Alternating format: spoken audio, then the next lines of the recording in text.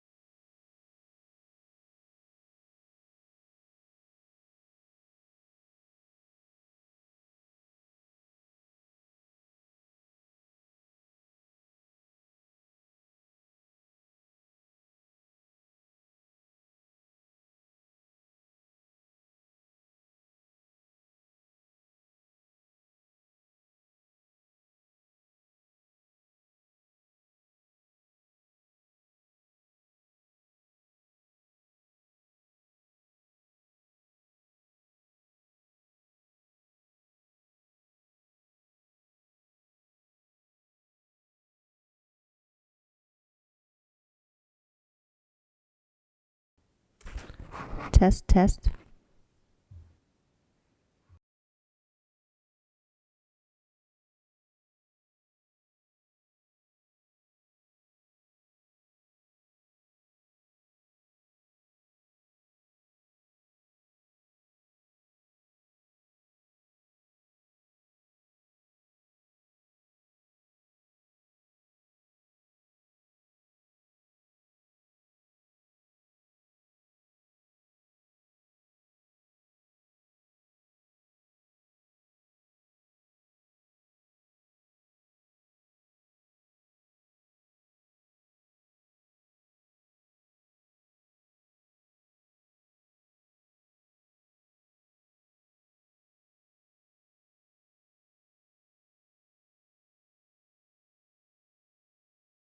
Okay, good. I see they've changed the colors. The lights used to be red, now they're green, right? Green for go. Well, let's call this meeting to order, the October 9th last council meeting for this current council.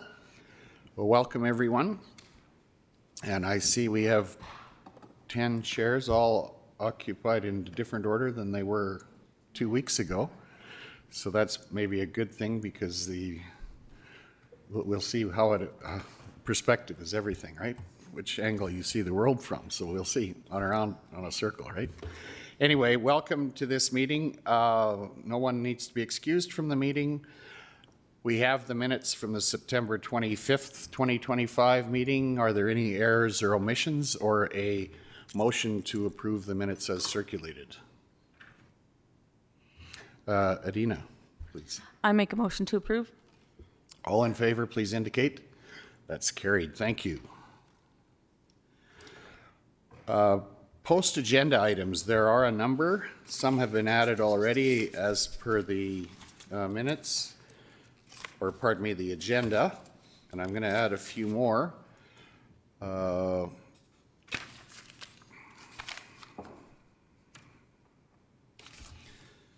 Let's make like 13.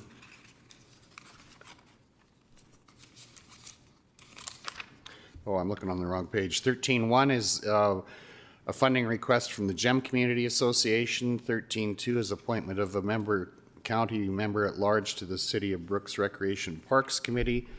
13.3 will be an update on a meeting with the Mayor of Colwood, BC regarding doctor recruitment and attraction. 13.4 will be vet student support, U of C, an update. We've had some discussion on that, just an update on what may be happening there.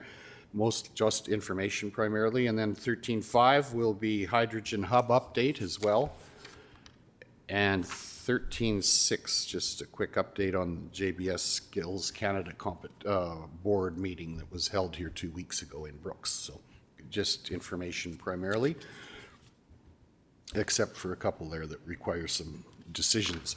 So anything else to add in post-agenda items? Seeing none, a motion to approve the agenda as altered. Ellen, all in favor, please indicate. That's carried. Thank you. Are there any questions or notices of motion? None, none from the room. Anything online, Catherine? Seeing none, I'll note that we have public hearings commencing at 11:30, and we've got Cole Stanley scheduled for 10:45. So let's move to We go to 11.1. Sorry? 11.1. 11.1, administrative business, Shortgrass Library System. Yeah, Matt, go ahead, please. Yeah, I'll take this one for Lane here. We've received the annual budget request from Shortgrass Regional Library, looking for a modest increase there, and they do require a council motion and notice back. So the recommendation from administration is to approve the request as submitted from Shortgrass. Any questions or comments, or someone prepared to make a motion to approve? Neil, please. Okay, thank you. Any further discussion? Call for the question. All in favor of the motion, please indicate. That is carried.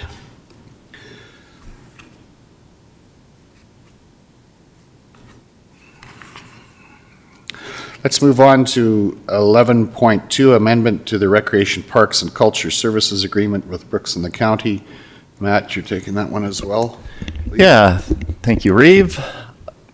So council's aware, we've been working on trying to update the recreation agreement with the city of Brooks for quite some time now.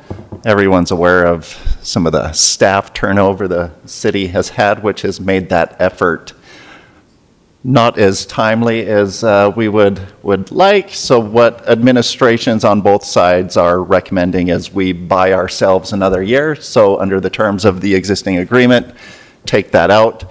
That works well for the county because our 2025 budget numbers were based on the existing agreement. It'll give both parties certainty for the funds that flow in 2025, which will come in very handy when we go to prepare our financial statements for 2025. So we are recommending the one-year extension be approved by council.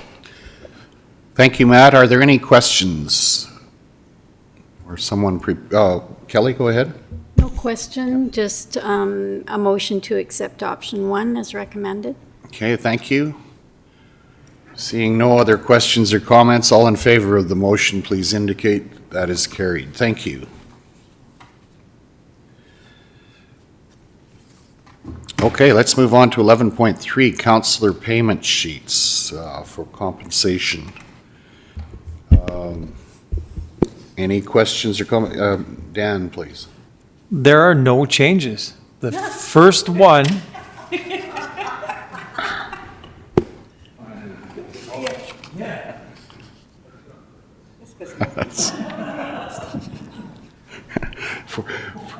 Four years later, you got them all whipped into shape, right?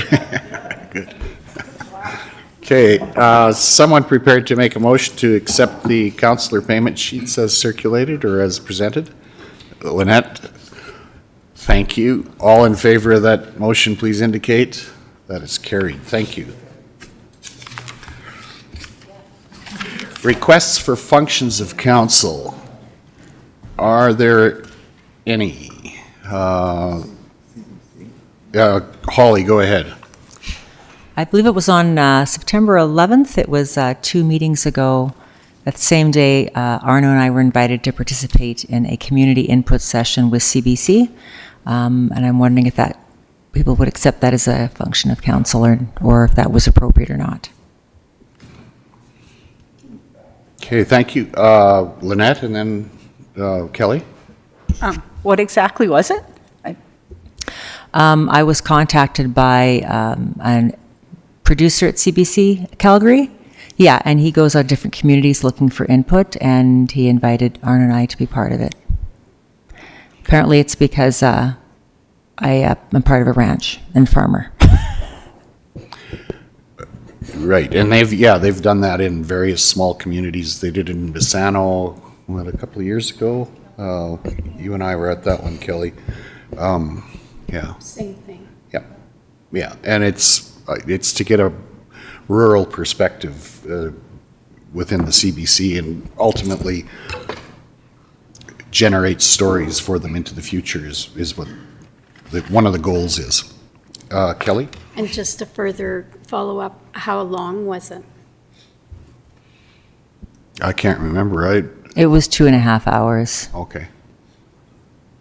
It was primarily, I think everybody was pretty much employed either arm's length or directly by government. So it wasn't as wide of a community draw as it could have been, but it was community people who put that group together. So. Okay, Ellen. I'll like to make that motion to make a function of council. Okay, any other discussion? All in favor, please indicate. Okay, that's carried. Thank you. Any other functions of council? Oh, Lynette, go ahead. The tour at U Calgary on the 15th. Right, WA Ranch, that I would expect should be a function of council. Holly? That was already approved as a function of council. Yeah, okay, that's right. Never mind. Any other functions of council?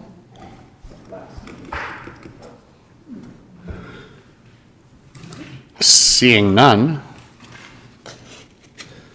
let's move ahead with, I see Todd is here.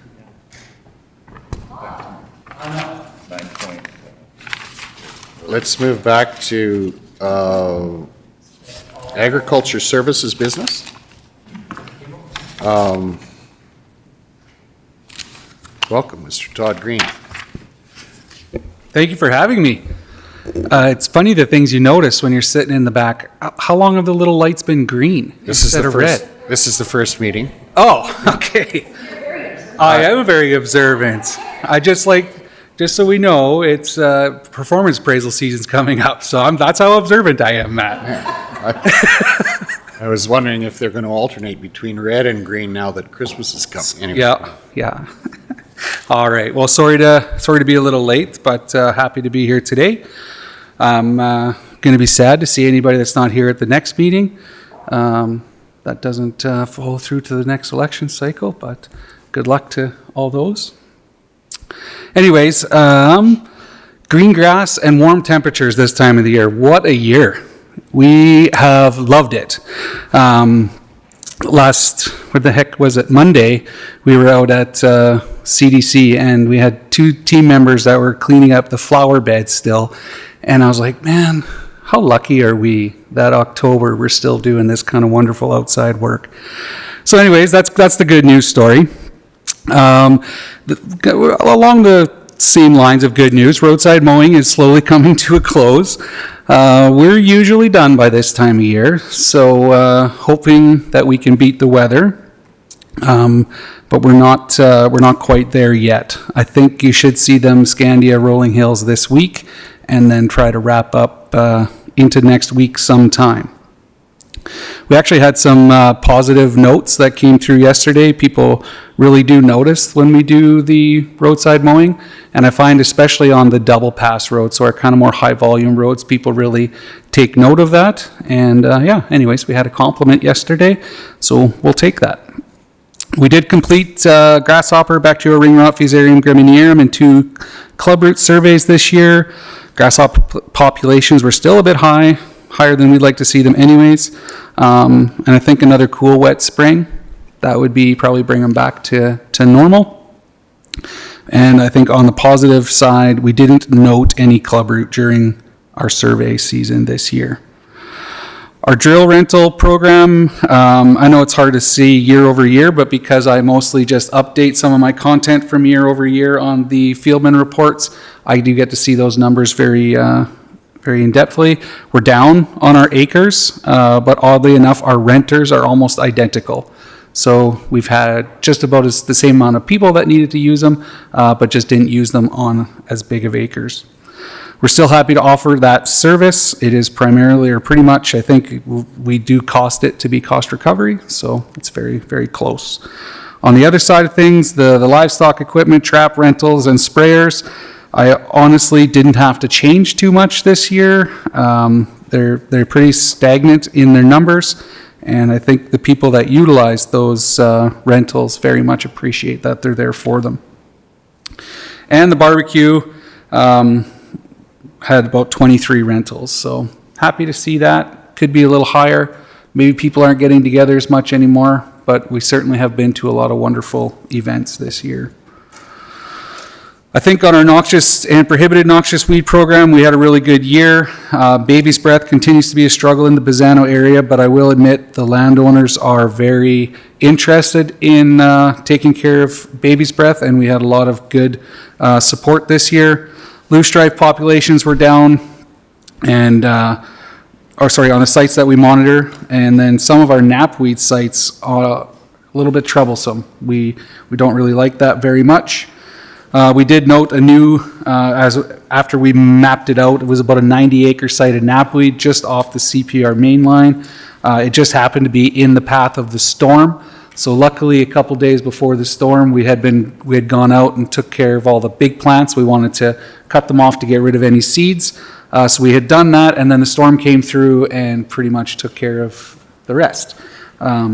So good, bad, or otherwise, I guess if you have to look at a silver lining, that would be one. So we will be working with that landowner to take care of that next year.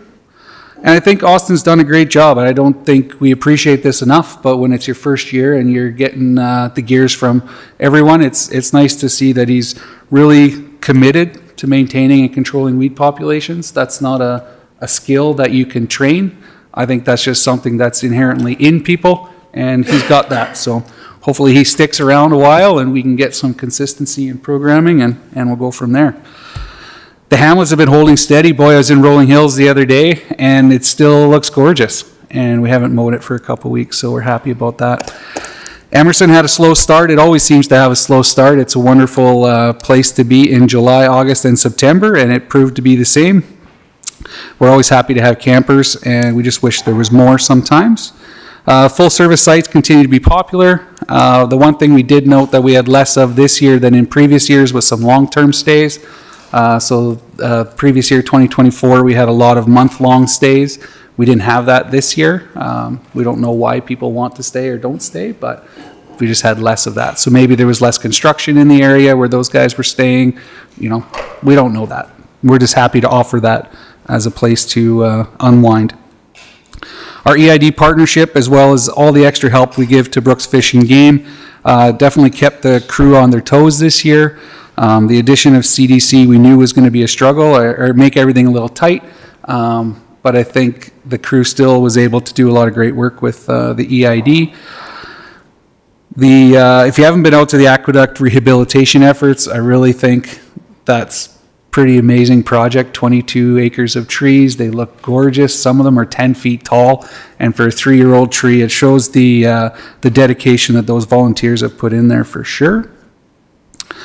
And yeah, I don't think we talk about this enough, but the partnerships in our area, we've really cultivated those over the years, and not just in ag, but in general at the county. And that should be a flag in everyone's little cap, I think, because there's a lot of other municipalities that don't have these wonderful partnerships, and we get a lot done through them. So I think we have an amazing community that cares about the land and its occupants, and that's pretty cool.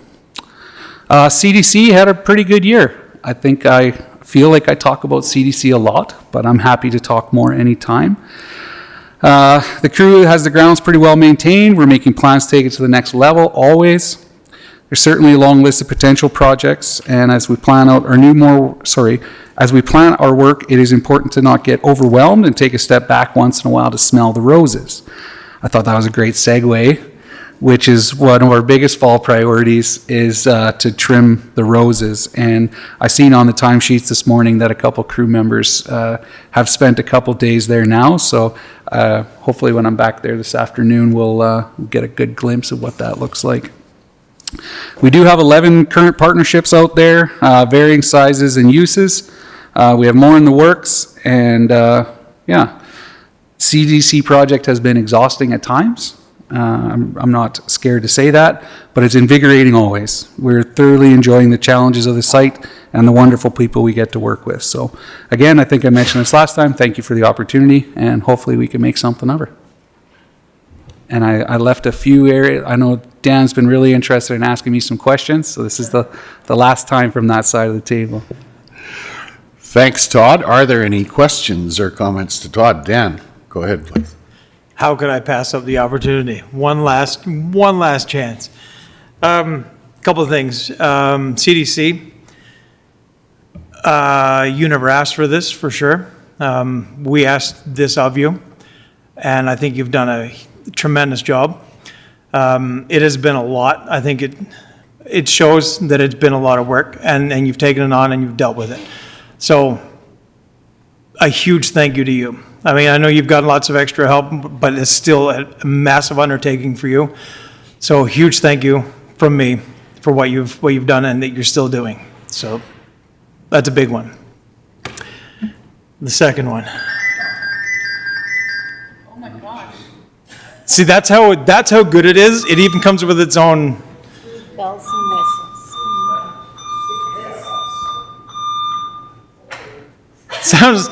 sounds like an IT.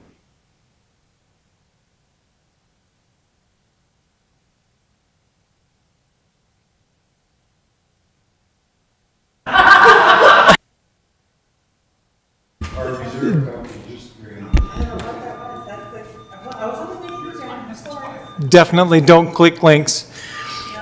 So the other one, Todd, you talked about grass being green and rolling hills. You're at it a whole lot longer. I thought maybe it'd be a great time for you to give us your opinions on climate change and how that's affecting things. That's great, Dan, and I certainly appreciate the opportunity to give my opinion always. I was encouraged that you gave me some positive reinforcement there right off the hop. I didn't see that coming. And I don't think you want my opinion, but I do appreciate the question.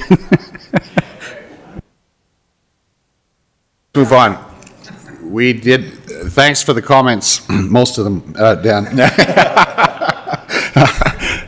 We did have a subcommittee meeting with the CDC revitalization subcommittee this morning, and certainly good news. And I think Dan speaks for all of us in terms of our appreciation to the county and the staff for taking that on the way you have. That's added capacity that maybe we didn't know it was there, but it was there because people are working together, and your comments about partnerships and even within the organization are significant. And I think as a council, we very much appreciate that. And this is a good segue to comment on that, but I say that to the compliment of everybody in the organization. It's good to see what we've been able to accomplish there that was outside of our normal purview, and still will be. But I think the community appreciates it too.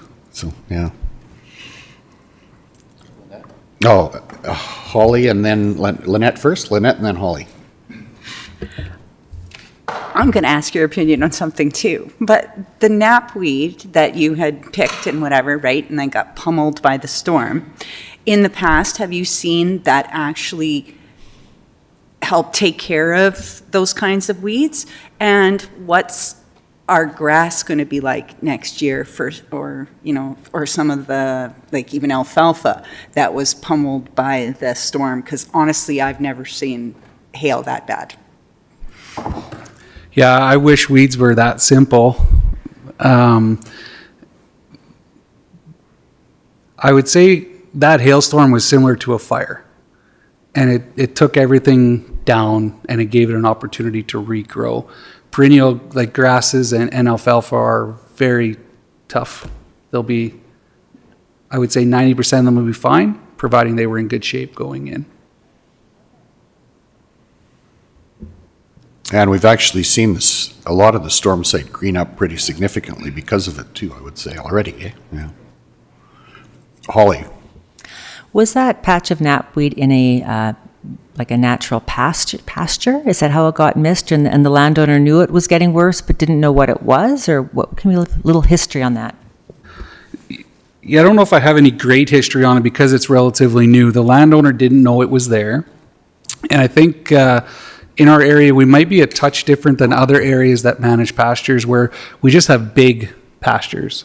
So when we do check cows, we do check fences, we have maybe a narrow focus at those times. And if it's something that doesn't stand out or isn't limiting our grazing, we might not note it. So to find, when I say it's a 90-acre patch, it wasn't like a blanket of knapweed. It was small areas, from plants in the past that have gone to seed and it's blown into those areas or whatever. Just something that hadn't been noted. We've tried to go down the path before, just in case your next question is this, of trying to figure out where things come from. And that is a rabbit hole that isn't worth the time. And I say this like kind of tongue in cheek because the weed's there now. And that's our priority focus, is to get rid of that weed now that it's there. There's lots of opportunity for weeds to travel, whether it be hay or transportation corridors or anything else. Birds. And just one follow-up. In your knowledge of knapweed, how long do you think that has been, or is it a very fast-spreading weed? What would be your guess? Well, this specific one is a biannual, so it grows vegetative growth the first year, and then the next year it grows, again, vegetative growth, but seed. So at minimum, it's been there 2 years, because we picked a lot of the stuff that had been there with seed, but usually by the time we find, you have to be pretty diligent to find a first-year patch. It's probably I wouldn't say anything less than 5 years. Okay, thanks, Todd. Any other questions? Seeing none, a motion to accept and approve the Ag Service Director's report. Amanda, please. I'll make that motion. Thank you. All in favor, please indicate. That is carried. Thank you, Todd. Thank you, everyone. Let's move on to agenda item 12.2, Director of Municipal Services. Welcome, Mark. Good morning. Morning. Pleasure to be here again, especially for council's last meeting as you are now, and look forward to what has to come and wish you all the best in your future endeavors for those that won't be returning. So thanks. Past month, hopefully delivering on a lot of the key things that we set out 4 years ago to deliver on. Starting with municipal enforcement, you can see our officers have been busy. Education over enforcement, but there are some tickets there. And we're finally back to fulfilling our hourly commitments with our municipal partners, being the town of Bazzano, villages of Dutchess, and the Eastern Irrigation District. So that's great that we're fully staffed, trained, and still learning and growing with our new officer, but out there and serving everybody as they expect. Fleet services, hate to say it, but this weekend's going to be a shocker to the system. I had some plans to maybe go west myself, but temperatures of -14 in the mountains and forecasts of up to 18 centimeters of snow in some select regions are going to keep me at home and pray that, moisture is a good thing, but it's a little bit early for me yet, but my team is at the ready, just so that council knows that we're ready to go for any winter storm response that happens. Generally, anything that happens at this time of year isn't going to last, so the urgency behind it isn't critical, but just a reminder for the motoring public that if we do end up with winter weather, we need to slow down, use our caution, and be selective in what we're doing and how fast we need to get places. But we are at the ready for winter. We do have our fall programs on the go, snow fencing getting erected and those sorts of things, cleaning up road signs from the severe storm event. Finally got that all done, but we're getting there.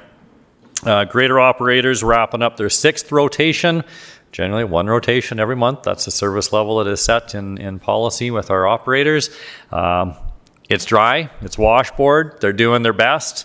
The gravel program is done, so there's lots of gravel on some roads that is just going to turn washboardy, but it is necessary. It needed to be put there to keep us in our rotation and have workload balancing moving forward over the next 4 years of the program. Additionally, the Kinbrook Connection pathway, we had the grand opening, so we had some staff do some cleanup around the path to help facilitate that. Attendance was around 80 people, I believe it was. We knew it was going to be a little bit tough being on a weekday. We got some public, we got some kids. We had e-bikes there for everybody to get out and enjoy that wanted to go for a ride. We had some sweet treats there that they were looking to wrap up their seasonal inventory, and I think everybody was treated fairly well, and it was great. Unfortunate that we didn't have more, but the late season and whatnot just kind of be expected. So glad we could celebrate that with everybody here, that we're on the right track. We have a few minor things outstanding with the path.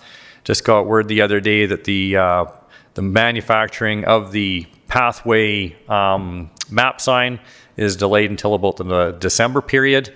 And with installation, we probably won't be installing during cooler temps. We'll wait until the spring so that we get the right bond and seal on that, so that we don't have any unexpected failures on things. So if anybody's thinking about that, we still have some information signage to go out there as well, and then some of the deficiencies that are continuing to be worked on.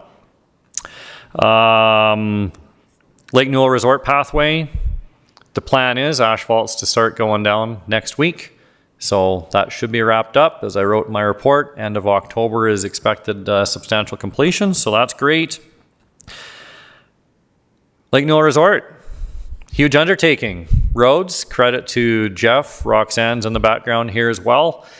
Huge undertaking with a contractor, but asphalt work is complete. So looks great. Most people are happy.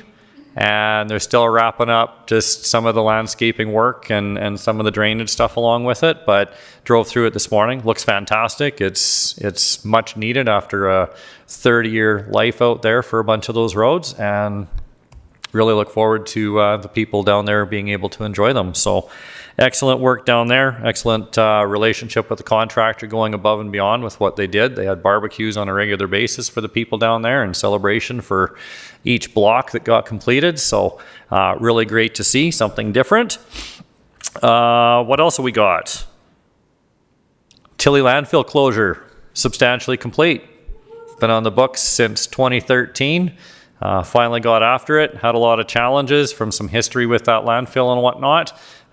Jeff has persevered through that with the engineering firm. I think they gave us a lot of great direction and assistance through that. So that's great to see that work closing up. And yeah, working on things to help inform decisions moving forward. Traffic counts on various roads. So when we get into strategic planning with the next council, we'll have some additional information to work with if there's things to advance with paving programs or anything like that. And yeah, just wanted to say it's been a blast. It's been a blast getting to know you all, work for you, and serve the public and deliver on the vision that you guys cast for the community moving forward. And I look forward to continue serving in my capacity, and for some of you it'll continue, and we'll have some new faces. So any questions? Thank you, Mark. Thanks for the report. Are there any questions? Comments? Ellen? You know, the roads at Lake Newell Resort, did they become a little wider, or are they still the same size? Asphalt actually got a little bit narrower because our curb and gutter got wider. The curb and gutter was only about 4 to 6 inches wide, and now you have a complete curb and gutter standard there that water is supposed to get into the gutter pan and stay in the gutter pan rather than running down asphalt. And you'll see in a lot of developments around the city where there are asphalt swales that channel water, that they always pothole out and stuff. That's the importance of getting concrete in place and the water staying on the concrete, because it's more resilient and doesn't pothole out. So it should work really well. So there's still no on-street parking down there in blocks 1 and 4. Okay.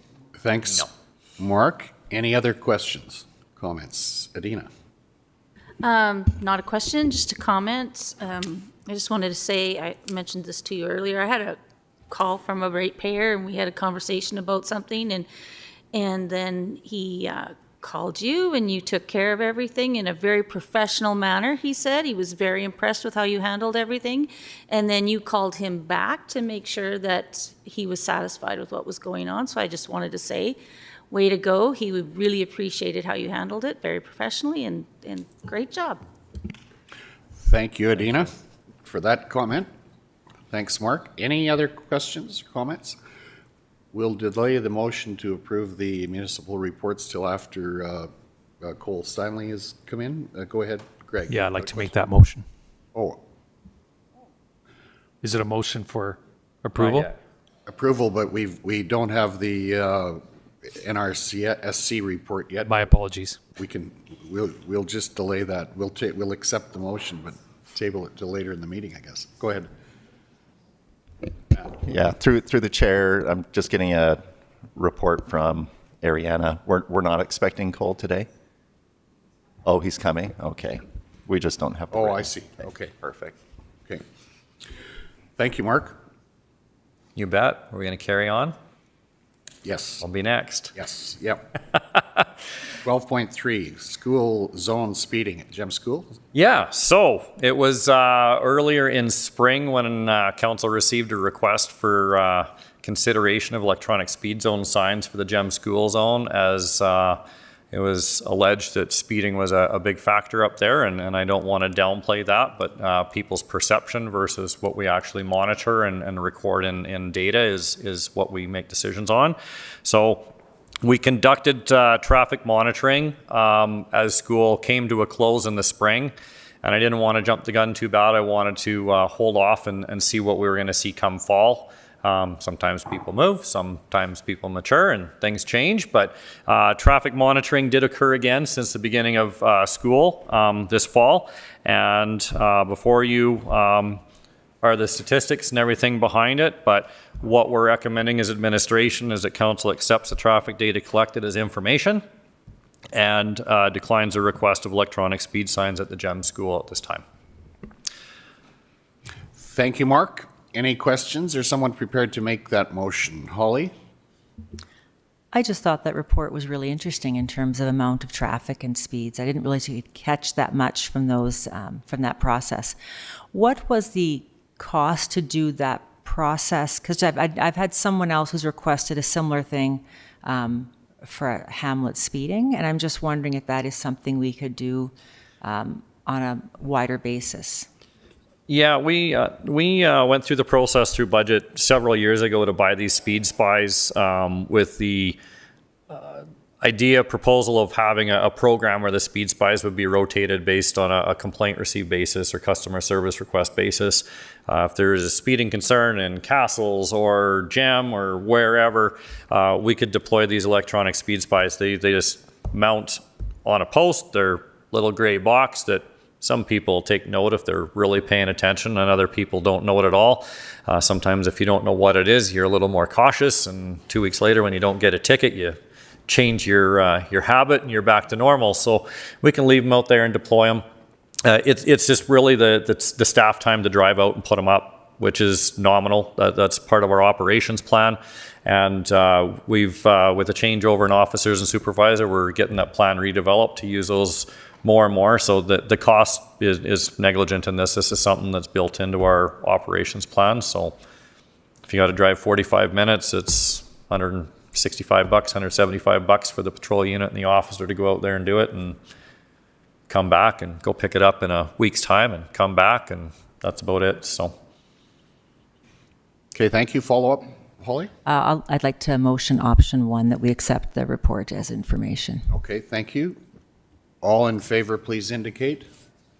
That is carried. Thank you.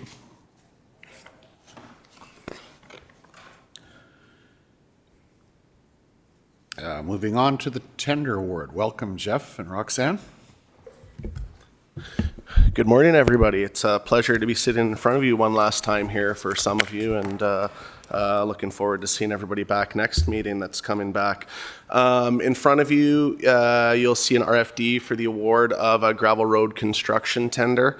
The County of Newell Municipal Service Department solicited the services of Tetra Tech Engineering this year to guide us through our gravel road construction program and lend assistance as needed. That was part and parcel as well. We onboarded Roxanne earlier this year, so this has been a year of learning, a year of training, and we wanted to have that support alongside us, guiding us through that. So we advertised a tender August 8th, 2025, and closed it August 28th for gravel road construction for the 2025 season. yes, it was late for a number of reasons, other commitments. But one of the reasons was getting through and better understanding and talking out our gravel road condition study that was done by Tetra Tech back in 2023. As you see, we only got one tender submission on this project from Brooks Asphalt and Aggregate. It did exceed our budgets, and it could have exceeded our budgets for a number of reasons. We did have some discussions with them. We do know that there was some misunderstandings in the contract and some of the general specifications. The timeline was obviously tough, and that was part and parcel of just how things shook out.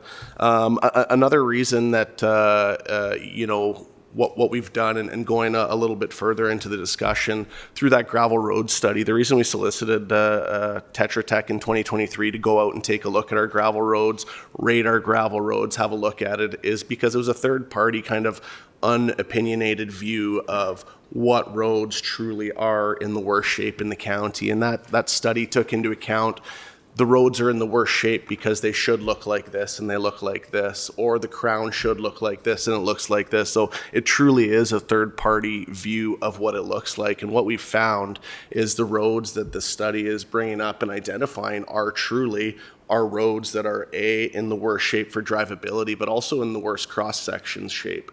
So where historically we're looking at roads and we move to the shoulder pull maintenance with the drainage afterwards, now we're looking at more of that full road rehabilitation. There's more dirt to move out of the borrow ditches because we need to attain that subgrade height so the road stays dry and so on and so forth.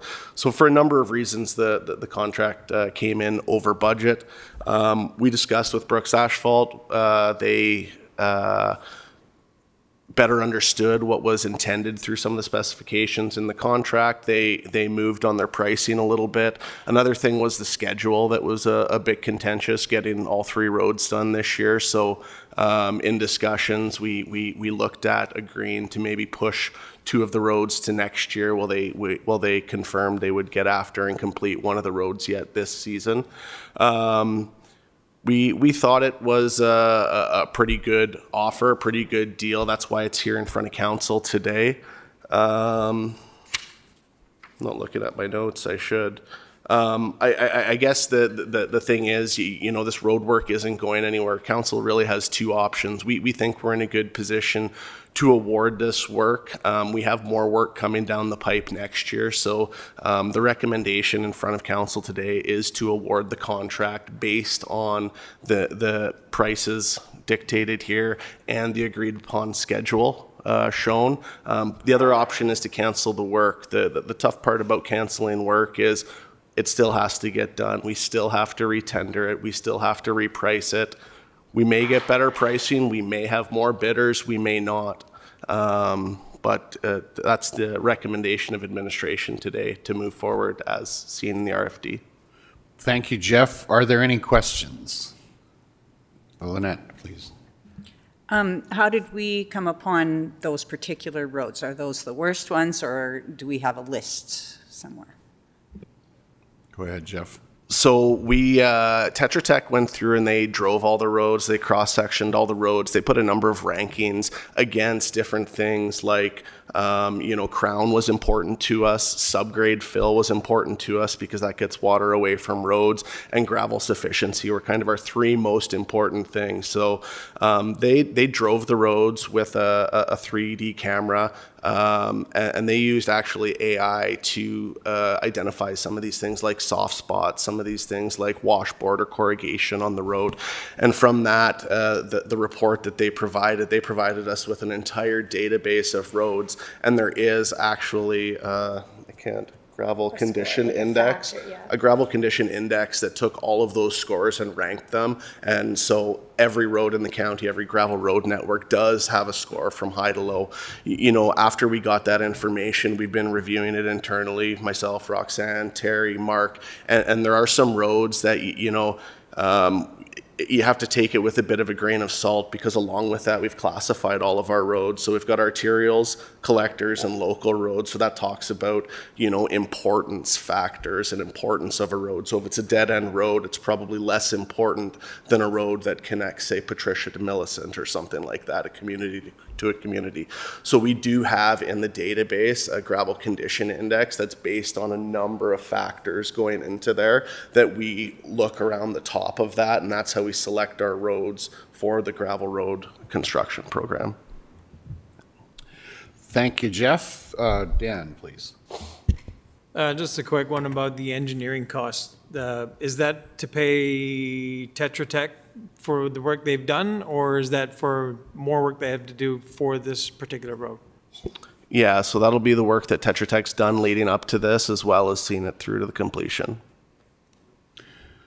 Okay, any other questions? Someone prepared to make a motion?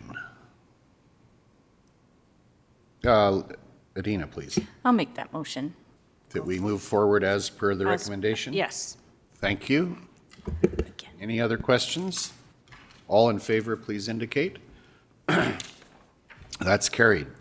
Thank you. Thanks, Jeff. Long-range aggregate supply 12.5. Go ahead. Hello, I'm back. Yes. The long range, and talking with Matt and Mark here, these are a few of the things that kind of got started with this council, and we wanted to give an update of where we're at and how things are going, and just kind of putting a pin in things to where things stand. Long range aggregate supply planning. We got into an agreement with JD Mollard out of Saskatchewan, a company very experienced, lots of experience with the provincial government in Alberta, the provincial government in Saskatchewan on resource exploration, resource extraction. They even do their pitting and their crushing for them. Anyways, we went out on a long-range aggregate supply plan because we know gravel is a non-renewable resource and it's incredibly important to us.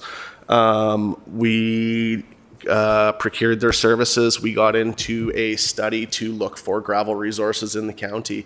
We gave them some criteria. We told them where our existing pits were, and they put together a proposal that involved a two-stage plan. The first phase was they did a desktop study.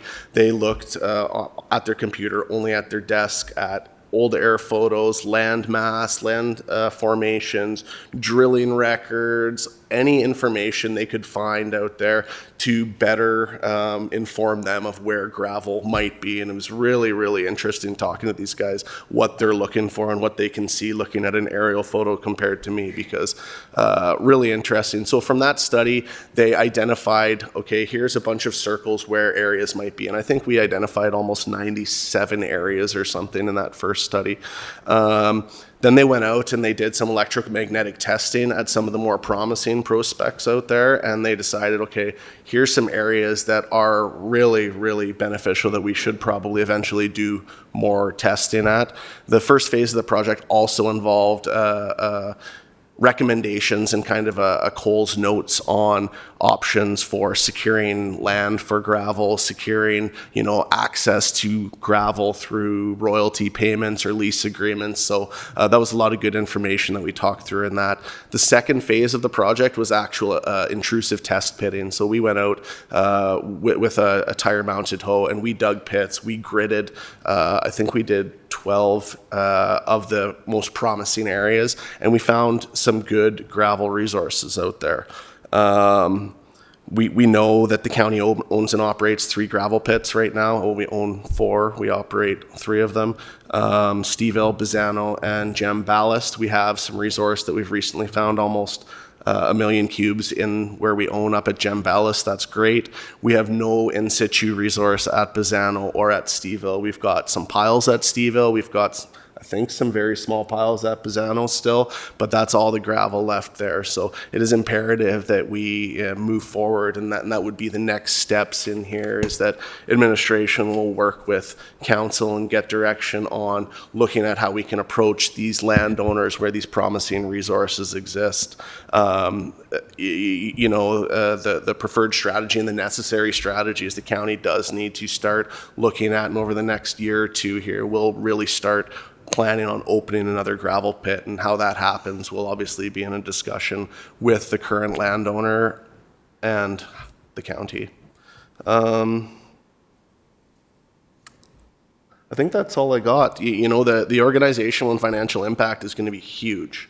It's going to be major money to open a pit and crush gravel. We know that, but the benefit is in the back end. Great, thanks, Jeff. Any questions? Neil? Do you have pretty substantial competition running around trying to get your same gravel pits? Well, it's always a competition, but that's why I didn't put any maps in the agenda package.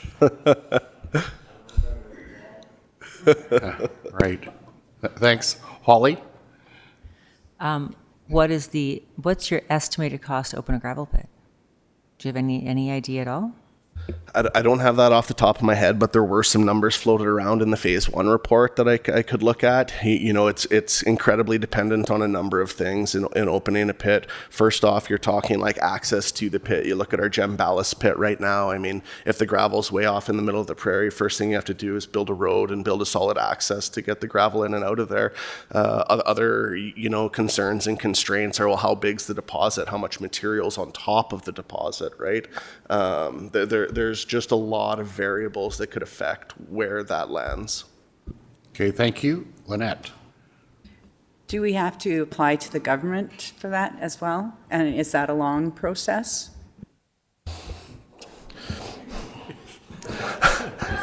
Likely it's a long process, and likely we have to apply. Maria or Shenley could tell you better, but I think if the pit's over 20 acres, then we have to apply to the government. If it's under 20 acres, we can permit ourselves, but hopefully we'd be looking for over that. Yeah. Okay, thank you. Any other questions? If not, good information. Thanks for bringing that forward. Accept this information. Yeah, we just a motion that we accept this as information would be in order. Dan, please. All in favor, please indicate. That is carried. Thank you. May I just add one Sure, thing? go ahead. And we would love to be transparent with council on this, but this is very confidential business intelligence. So the fewer people that know, the better, because if somebody scoops our resource, it's at the cost of the taxpayer because we won't get it back. So there's a few of us in this office that know that, and we want to keep it that way until we come forward to council with, here's where we're going. This is what we've worked out with the landowner, and these are the costs or the solution that we're looking at working with. And that's why Jeff said, we are not including maps. We're not including anything. It is like locked down, secretive stuff, right? Would love to be more transparent with you, but it's not in the best interest of the taxpayer. Thanks, Mark. I think that's well understood. We appreciate that. Should we move on to 12.6? Nicole, you got a few minutes if we delay your report for a couple of minutes? Okay, thank you. Tilly West End lot development considerations.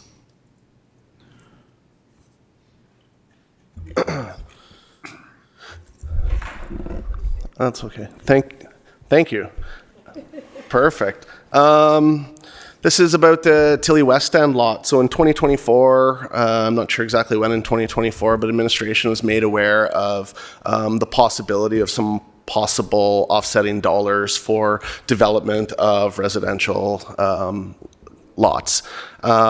We talked about it. We know that prior to the dissolution of the village of Tilly in 2016, 2015, they had acquired a 9.27 acre piece of property on the west end of town that was from the EID, and we do have record that was slated for future residential development. They never got to doing any planning with it. Currently, you know, we have it gated off. There's lots of piles of dirt sitting there. There's infrequent garbage dumped there, but it's just a lot at the west end of Tilly. So what council had directed us to do was to go out and take a look at some of the options options for development of that lot and maybe some of the costs surrounding. The grant program was, I think, more of a shovel-ready program, so we wanted to move in that direction and get a little bit closer, or at least give council an idea of what it might look like. I do believe there's a lot of work to be done before we can say, hey, let's go build one of these options. But what we've looked at is a few options that are possible to build out based on the existing infrastructure as it sits today. We took the thought that we would look at building lots of similar size to those on the west end of Tilly, with some varying, some larger in some places. And we've come up with 3 layouts that you see in your package there. This is the first layout, which includes, the extension of the service road along Old Highway 1 and up to a cul-de-sac. There's pros and cons about each of these layouts. This layout, all of these houses have to have driveways across onto this street here, where we know our main drainage course out of Tilly goes this way. As we go down here, this one is a little different. We have streets extending off of each back alley here, creating cul-de-sacs. 2 cul-de-sacs. We've got some larger lots. We've got some smaller lots, lots of varying sizes, looking like that. And option 3 is kind of something a little bit different, where we lined the road up, which is more typical of an urban design system, brought it in here to 2 cul-de-sacs. Again, the access of these lots and back alleys with the notion that we wanted to just look at what it looks like to build around what Tilly kind of currently exists like. There's some constraints to the east-west width of this parcel in putting, 2 full streets to have access on either side. But like I say, more information, if we're going to move forward with something like this, is necessary to understand what type of housing is necessary out in Tilly and what size of lots, what configuration. So this is just a high-level overview. Anyways, getting back to here, we know there's no vacant lots in Tilly. We have taken some over through tax forfeiture. They've been sold, they've been developed, they're being redeveloped, so on and so forth. And then in the financial and organizational impact, as you get back there, I guess the biggest thing to look at and the biggest tell is, we're in these, we're developing 29 to 32 lots, and the rough, cost to recuperate the high level estimates is almost that $79,000. One thing that I did put in the RFD and you also need to be aware of is that this is going to have to be serviced by other service providers. So if somebody's coming to build a subdivision out in the county and they want water, they're going to have a cost from us. So there's going to be additional costs from Dinosaur Gas Co-op, from Fortis. There's hidden costs still. This is very high level, showing what it might look like at a full build out with a lot of assumptions made. And I think that's all I've got, unless council has questions or anything else on that. Thank you, Jeff. Questions, Neil and then Dan? So the lots would be, just from the other additions that you just put, they'd be about 100 each, right? Time you're done with the water and your gas co-op, and what about sewer? Water, sewers, and all these costs. Water, sewer, storm, pavement. It's all in these costs? Yep. Cool. I think the next step, or a really vital step, is to maybe get some real estate advice and see if they actually could sell a lot out there for $100,000. And if we can get some grant money, you guys were talking about PEP, or if somebody else wants to pay for half of it, I'd sure jump on it. But these are reasonably high lot costs by the time you put a house, even a modular on top. So, okay, thanks. Go ahead, Jeff. Yeah, and I guess that's just the other comment. We attempted to match it to what's existing out there. These lots are probably a little wider. Are we talking mobiles? Are we talking single detached? Are we talking multi-units? What is the need in Tilly, I guess, is the question. And maybe we can squeeze some more lots in there, right? Depending on what type of development is going to be built on the lots. But we did reach out to some local realtors. We didn't have much uptake on, what their thoughts surrounding housing types would be in the Tilly area, but I think that would be important to understand as well. Thanks, Jeff. Dan? Yeah, my question was based on that as well. If that 78,000 or whatever it is covers all of the water, sewer, and utilities, and then would it be more palatable if it was done on a levy type of system like we just did with the Lake Newell, I believe, right? So it's paid back over 20 years. Would that make the lot more reasonable in price and potentially make it more appealing? Just curious on if those are even options. Yeah, I guess that would be a decision. I'm not sure if you're talking about the county funding the construction of it, or when we sell the lot, the person paying it over 20 years. That could be more palatable, maybe. Okay. Yeah, the second option is what I'm talking. Yeah, thanks. Go ahead, Adina. Yeah, Adina. That's all I have ever called you. First of all, when I look at these plans, which I just had to look at today, personally, I would like, I prefer the third option because it promotes, when you have cul-de-sacs like that, then there's not a lot of fast traffic. It's good for all the kids that we got running around on their bikes. So I really like the third option. The other thing I'm looking at, 100,000 is crazy for a lot in Tilly, but you look at, when you're talking size of lots, when you look at the east end of Brooks and the number of lots that are still for sale there, and they're like, 50 feet across? And I don't know, they look like 100,000 feet long. I know they're not, but they're very long and narrow and not selling. So if somebody wanted to build a 14 or a 1,600 square foot bungalow, they're looking at a lot that's a little bit wider than what you can get at the east end of Brooks. So that's just my opinion. Okay, thank you. I think this was presented for information for us, just to update us on a matter that we have asked about. So I don't think there's any action we need to take on this. Matt, you've got a comment. Yeah, and just for council's information, administration has shared these conceptual plans with Palliser Economic Partnership to see if those Canadian Infrastructure Bank dollars are still in play and what the next steps may be. So we anticipate bringing information back to you in the future. Thanks, Matt. There'll be more to come on this, and this is good information conceptually for us. So thank you for the presentation this morning. Thank you. Thank you. Okay. Cole, if you want to take the microphone and give us the NRSC report, and then we'll take a 5-minute break after Cole's presentation. Thank you very much for your time. I appreciate it. As you'll notice, I didn't submit a written report because up until Monday, there wasn't really a whole lot to report.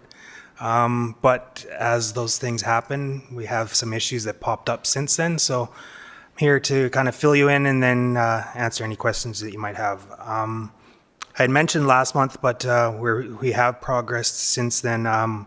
We have discharged the Scandia and Rolling Hills wastewater lagoons, and we're in the process of doing the same for Patricia and Tilly. So they will will commence discharging those two sewage lagoons on Tuesday after the long weekend. We haven't done Patricia in quite a while, just due to the size of it is and the amount that gets put in there. It's not a yearly thing at all, so it's been several years. So there's a little bit of work that we have to do beforehand to get it ready to go. So, but we're completing that, and Tuesday's the discharge date. Okay. We've also started our fall preventative maintenance that we do spring and fall. So this includes the distribution flushing in Tilly and Lake Newell Resort. As of about 20 minutes ago, I got an update that they are just about done Tilly. They have a couple more hydrants to flush through on that, and then they'll be done. Lake Newell Resort, they did the whole community except for the two in White Pelican, just due to the road construction there isn't complete, and they didn't want to make a mess while that's going on, kind of thing. So they got a good flush in the spring. It'll be fine until next spring. So there's no issues or any concerns regarding that. But like I said, the rest of the system was flushed. The issue. We had an issue in Scandia, in the distribution pump house, concerning the distribution system there on Monday. We had one of the pumps and the variable frequency drive that operates the pump both fail.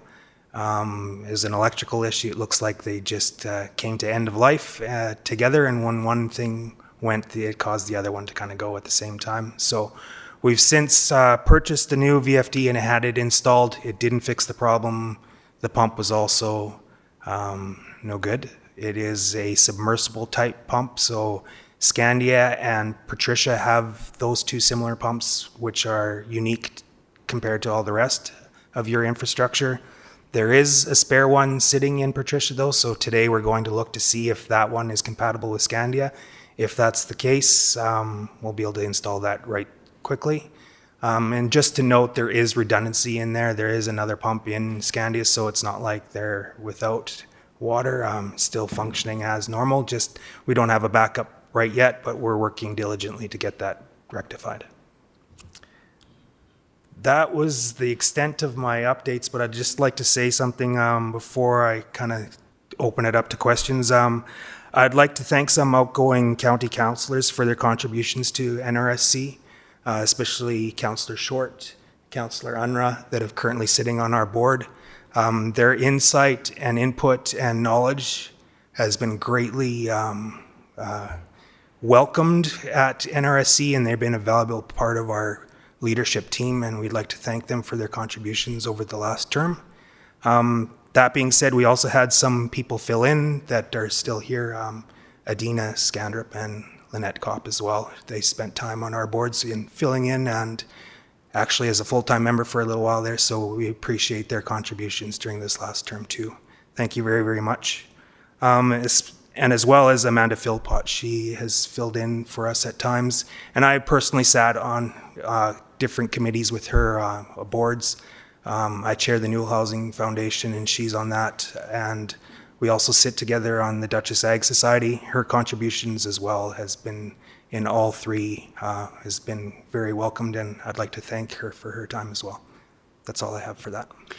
Thank you, Cole, and thank you for coming in today to express your perspective on the service of county members. We appreciate that very much, and thank you. Are there any questions for Cole with regard to the report? Go ahead, Holly. Morning. I know there has been some probably changes in your practice in terms of accessing, I'm not sure what you call them, on Prairie, in terms of a fall. So how are you going to change that process of accessing them? So after consulting your husband on that, we've had some shortcomings in our access to private lands in the way that we do that. So I have a meeting with him at your property later this afternoon. But what I did, I actually brought it with me just in case I didn't know how long this was going to take. We have drafted a full protocol that NRSC will be following from now on after I get some input from Mr. Johnson on it. But like I said, there were some shortcomings in some of our staff knowing what to do when accessing private lands. Just to give you a little bit of a backstory to the rest of council, they veered off their right-of-ways and didn't provide proper notice when doing some preventative maintenance on our transmission mains. So that has been identified. Like I said, we've talked about it with the landowners and came up with a new protocol, addressed some safety concerns as far as possible risks on grass fires, stuff like that. So we've also purchased some equipment for grass firefighting techniques for our field units. So that's the steps we've taken since the initial incident. And like I said, I'm going to consult with Blaine this afternoon, come up with a plan, and then later at this month during our safety meeting, we're going to go over this protocol, go over grass fire and access to public land safety. And that's kind of the steps we're taking currently. I should have been a bit more specific. I was actually more curious when that happened, that the person was out, said you have thousands of those to access. And I was kind of more curious about how many of those are on Prairie? How many are on, like, where are all these located? Because I'm not on our NRSC, so I don't have all that background information. So where are you having to access all these sites?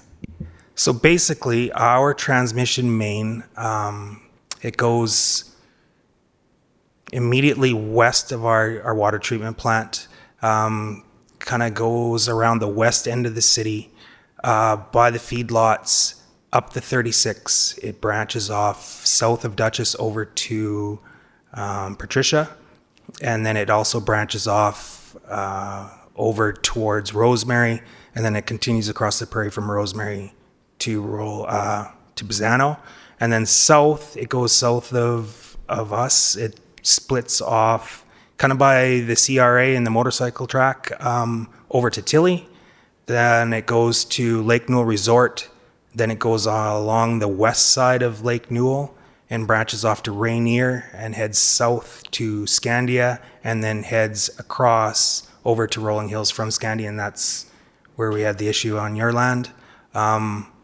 There again, it's my fault. I had that knowledge, but apparently my field techs did not. So, yeah.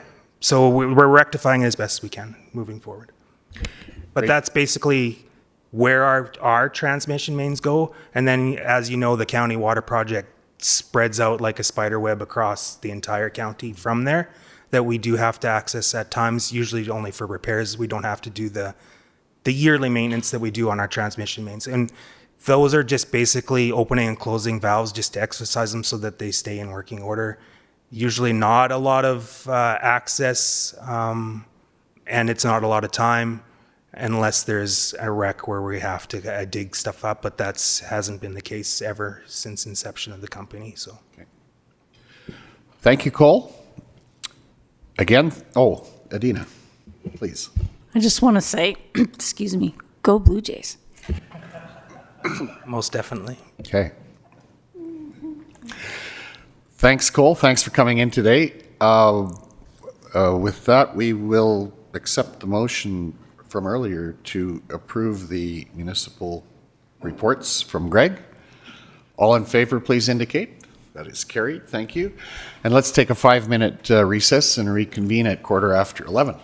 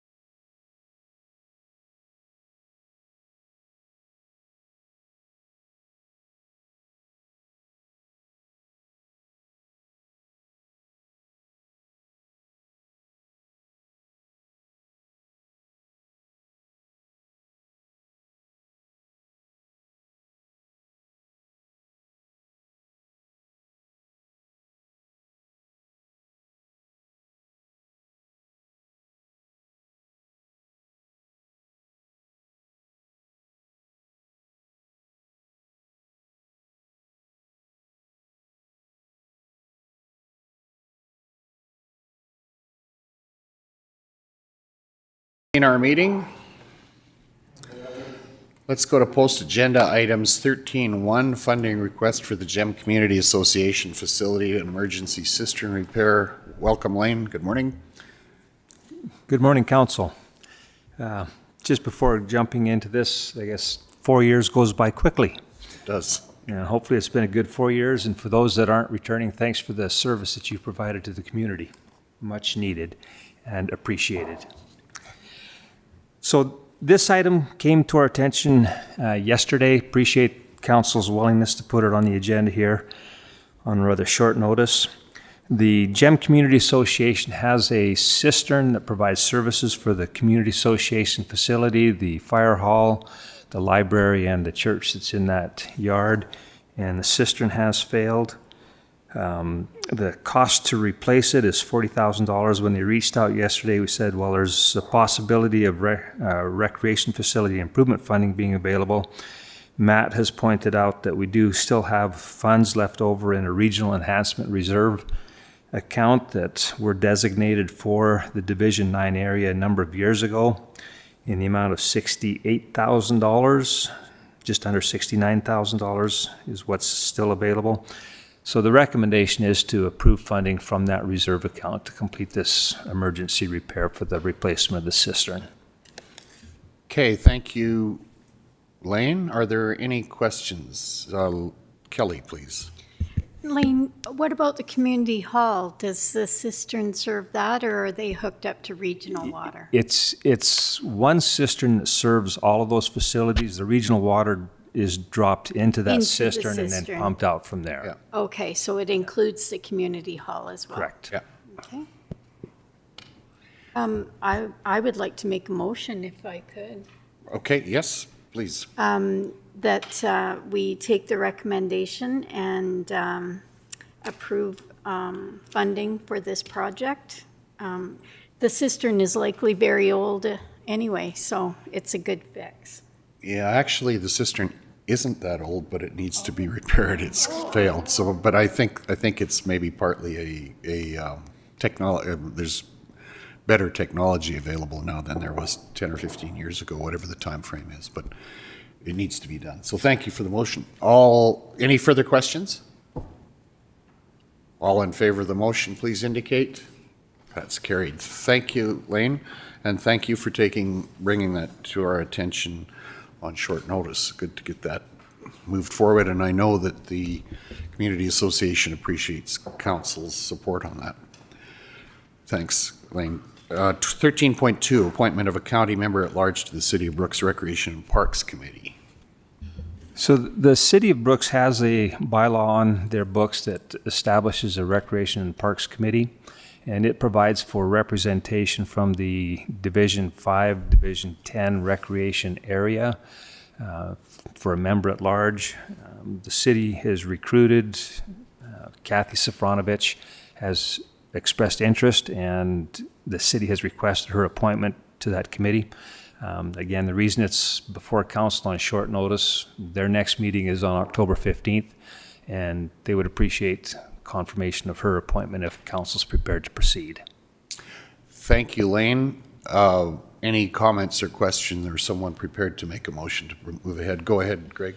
Yeah, Kathy has been on the board before, and she was excellent. Her insight has always been very, very good, so I would like to make that motion.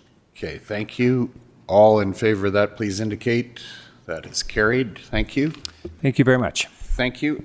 We have 13.5 as a hydrogen hub update. We can take that later, though. We don't have to take it now. Prefer? Okay, we'll take it later. Are you ready to forward that now? We can take it now if it suits you. Yeah.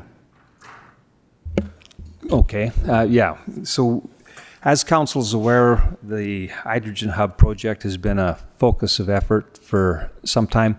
We had submitted a project proposal to Emissions Reduction Alberta, went through a presentation in early September, and they had reserved a decision. We received notice earlier this week that the project has been declined from the funding pool that they had available.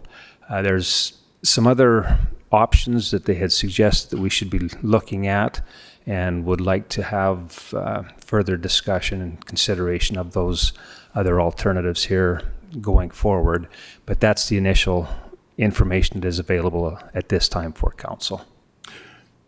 Thank you, Lane, and that's simply for information purposes, just for an update, and more to come on that, I'm sure. So, yeah, thanks, Lane. Appreciate that. Let's now move to 13.3 on post-agenda items. A meeting I had with the Mayor of Caldwood, BC on October 1st. Back on September 21st, there was a story in CBC of that featured the Mayor of Caldwood, Mayor Doug Kobayashi, who has, the story was about the town or the municipality of Colwood is hiring their own doctors, actually organizing a facility and hiring their own doctors. Somebody pointed that out to me, and I was going to the area anyway for a holiday, so was able to, Ariana set up a meeting with the mayor just for information purposes. It was most interesting, and I thought just for information, I would share this with council, realize that there's nothing for us to do on this at this point, but I know that at our last meeting, we talked about the conversation with the City of Brooks and our regional municipalities about doctor recruitment, and this was very interesting in that regard. They worked on that for 3 years before they got, and I'll just highlight some of the notes I made because I think it was interesting. The mayor worked on this with the approval of his council for a period of about 3 years, and they have since hired 4 doctors, and they actually work for the municipality in the clinic. The municipality hires the medical office assistants and manages the whole thing.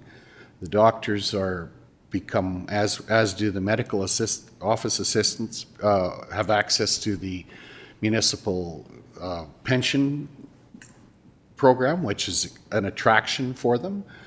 And like I said, they've hired, they have 4, and they're getting 4 more doctors coming. It's been transformational for the community. He said it's actually drawing investment and residents coming in because they know there's going to be security in the doctor's presence. They basically use a formula of something like 1 doctor for 1,250 residents, and realizing that some will surpass that not a quota, but that's the standard that they base both compensation and needs on.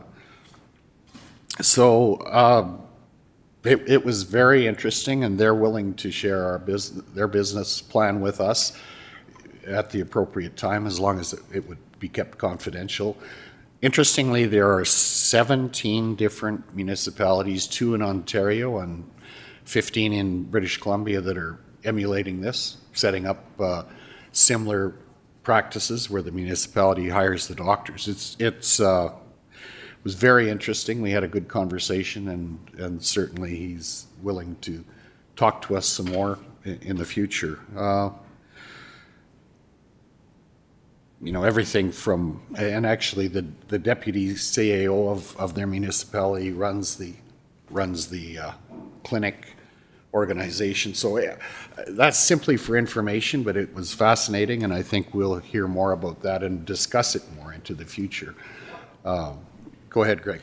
Are they running a one clinic model there with these new doctors? Yes, they're all in the same clinic, but there are still some private clinics there, and an urgent care, I think, that is run maybe separately, but of course there was some pushback, but now he said the support from the provincial government is broad, and they're very supportive of what they're doing, because it's and they're recruiting in various places around the world. They had quite a few significant interest from actually Canadian doctors in the US coming back to Canada even. So I think it's a viable option to secure doctor services. And the interesting part is an economic development initiative. It actually gives people security in the community to invest because they know that's an area that'll be taken care of. So I think it's something that will, give some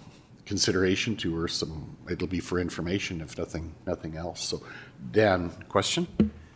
Yeah, I would assume, without exposing their business model, the province, being that healthcare is under the provincial purview, that somehow the province is paying those guys for the healthcare they're providing? Well, the clinic the clinic collects the provincial contribution to healthcare, and I think his comment was probably compensation for a doctor. Say if they're running their own clinic, 25% of it would go to administration and running the clinic. So that's kind of the, without specific numbers, that's kind of the mix. But I think what was interesting is they're very, certainly we can follow up for more information as we have interest. So, Greg. And was the nursing and all the support staff also included in with the municipality as employees and on the municipality plan and pension plan and all that? Yes, apparently. Wow. Apparently that's the case. Yeah. Yeah, it was a interesting conversation and one that we could follow up on sometime, I'm sure. Lynette, please. Was there any talk of unions? Do they have a union in there, or? I don't know. We didn't discuss that, actually. We'd scheduled half an hour to an hour, and after 70 minutes, I had to leave. So he was very interested in talking to us, too. So anyway, that's just for information. No action to be taken on that. What's next? Right, 13.4, we had discussed the possibility of setting up a vet scholarship together with the University of Calgary, or they have asked about that because the veterinary school is doubling its intake. And PEP is considering fronting that. I had a conversation with Cypress County about the same thing, and they're interested in maybe supporting that. And subsequent to that, had a conversation with the Southeast Alberta Foundation, who would be very interested and willing to set up a funding model for foundation, for an endowment, basically, that would go to supporting vet students. And once that was set up, I don't think there'd be anything for us to do. And frankly, I think it might be a worthy consideration for PEP to manage that, because they already have access to quite a few of us as municipalities, so that we don't have to create another organizational structure of any kind. Once it was set up, unless there were changes made, things would just carry on naturally. And I think the benefit is, rather than supporting somebody on an annual basis, once an endowment's set up, it doesn't take very many years for more funds contributing to the end result to support students than if you try to do it every year. Neil? Are you talking like, I would totally support a scholarship program, but I don't really understand, do they want to pick a kid and pay his way through the vet college, or what's the organization behind it? Like $1 million and 20 scholarships of $50,000 a year or $10,000 a year would be fine, but no, it's nothing that big. I mean, unless there was a lot of money raised over like what are they talking? Well, the U of C basically now, I think it's around 2,000. With U of C, that has to be a $50,000 minimum over 2 years that has to go into the endowment, and then about 4% of that contributes about $2,000 a year to a vet student. To one vet student. To one vet student. So to make this thing, it's all good, but that little bit of money isn't going to fill the country with veterinarians.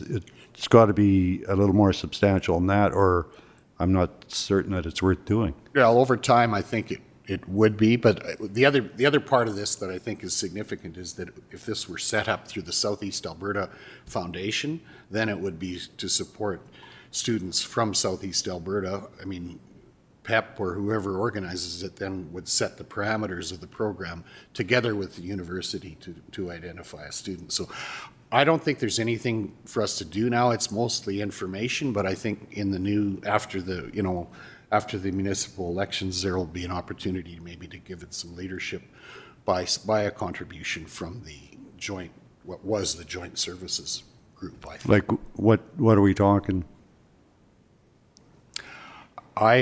I don't know. I think that's kind of up to us. I mean, if we could put $10,000 or $15,000 towards it over a tight period of time, that would certainly be seed money that would be potential. And the other potential is to talk to some businesses who have an interest in agriculture that could contribute to it at whatever level, because once it's in the endowment, it continues to grow and to contribute to the end point. And certainly Southeast Alberta Foundation is very interested in doing this, so they would basically manage it. There's not a lot of administrative activity for us to do, which I think is one of the attractive parts of it too. So Dan, go ahead. I think you got to be careful going down that road of picking one occupational area to support, because we got a shortage of plumbers in the area, so we might as well be giving 10, 15,000, whatever you're giving to your veterinary student. You got to be providing that for your trades, and then of course, who else needs it? If you're in the business of providing money for education, I don't think it's right to cherry pick just the one that you like or you feel is most important at the time, because there's a lot. And if you're going to be doing that, then a scholarship should be wide open for whoever might need it. I really don't. Or if you provide it for one, just be ready to open the doors for everybody else that comes in thinking that we need it. Okay, thank you. And that's we don't have a decision to make today, but that's that's certainly the consideration that will have to be put to this. Go ahead, Neil. Yeah, I was just going to say exactly what Dan just said. We've got the vet association in. This is a worthy request, but the accountants will be in next, the nurses will be in next, doctors, CAOs. Retired counselors. I think retired counselors. I think, we have to be really careful how we do it for one. A vet's no more worthy than a nurse or anybody else. I don't think we need to decide that today. That is the consideration that we'll have to have. But I think this partly stems out of the fact that Joint Services has discussed, and we have as well, the shortage of veterinarians and the dynamic in the community with regard to pet owners and that kind of thing, even when there's... We've discussed shortages of all kinds of occupations. That's right. And like Dan just said, this one surfaces. Yeah, no question. We'll have to, those will be the questions. We have a public hearing that was supposed to start at 11:30.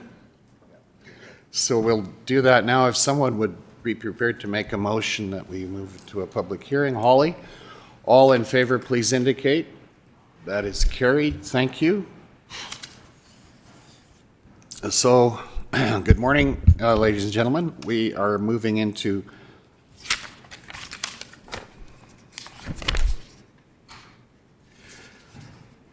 a public hearing to consider, first of all, bylaw 2104-25, road closure and lease, as per item number 7.2. We will take comments from the public with regard to this, and anyone who has comments to make will be given a specific period of time to present their case, and then we'll respond from there. So with that, let's move right into the public hearing. Maria, you'll give us the background, please. You bet. Thank you very much. This proposed road closure is in Division 6, approximately 20 kilometers southeast of Bizano. The applicant would like to close the road allowances to facilitate current irrigation practices. So this bylaw has 2 different locations. Both of them are being irrigated by a pivot. There are no residential developments in the vicinity of the proposed closure. The road allowance to be closed adjacent to the west half of 26 is approximately 8 acres. And it's 5 acres adjacent to the southeast of 23 and the northeast of 14, 2017. There were no comments received from adjacent landowners or required referrals. Thank you. Thank you, Maria. Is there anyone in the public wishing to make a presentation or a comment? Seeing no one, and no one in the room interested in making a comment, we can move forward, I think, with the second one, bylaw 2105-25, also a road closure and lease. Go ahead, Maria, please. Thank you. This road closure and lease request is in Division 4, approximately 7 kilometers southeast of Scandia and directly north of the Bow River. All parcels are zoned agriculture, and the total road allowance to be closed is a half a mile and includes 4 acres of land. The applicant is actively irrigating the road allowance, and according to an aerial photo review, the pivot has been in operation since before 2000. There were no comments received from adjacent landowners or required referrals. And that's it. Thank you. Similarly, are there any comments from the public? Again, seeing none, I think we would entertain a motion to go out of the public hearing. Kelly makes that motion. All in favor that we move out of our public hearing? That's carried. Thank you. Thank you, Maria. With that, we will move to item 8,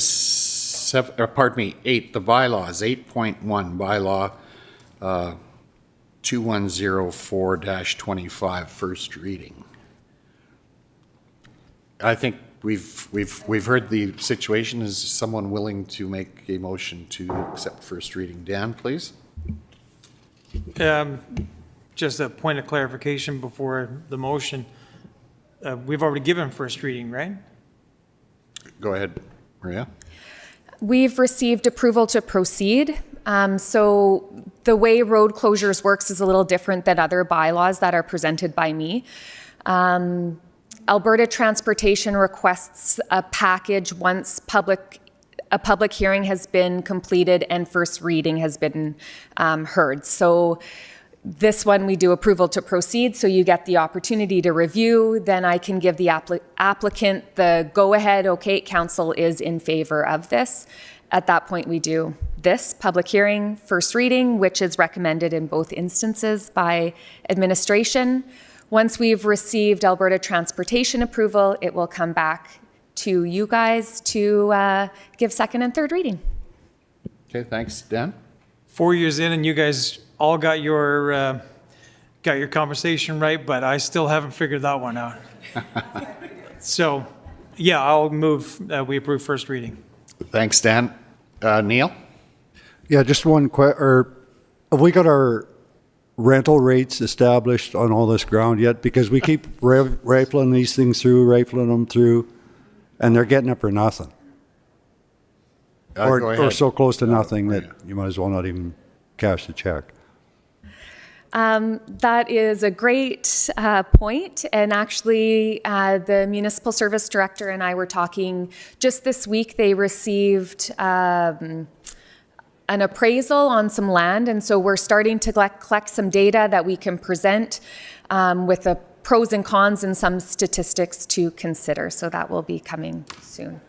Like, once these are through and they've signed, are they good for 10 years, or can we go back?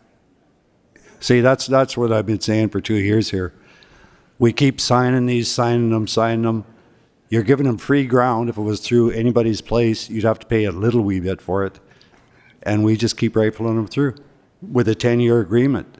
It amounts to a fair amount of money if you were to look at them all, especially this one. Okay, thanks. We've got a motion to accept first reading, right? I mean, I think we've discussed that we're gonna take that matter up in the future, but for now, we have a motion to accept first reading, and let's, all in favor of the motion, please indicate. Opposed? Okay, that's carried, thank you. Similarly, bylaw 2105-25, road closure and lease on the northeast 33, 14, 15. Do we have a motion to approve first reading? Ellen, please. I move first reading. Okay, thank you. Any discussion? All in favor of the motion, please indicate. Opposed? Okay, that is carried. Thank you. With that, I'm going to suggest that we take a few minutes and reconvene at 11:15, where we have the Farm Family, or the 100-year Farm Awards, and Todd will be taking that later. Yeah, yeah. Todd.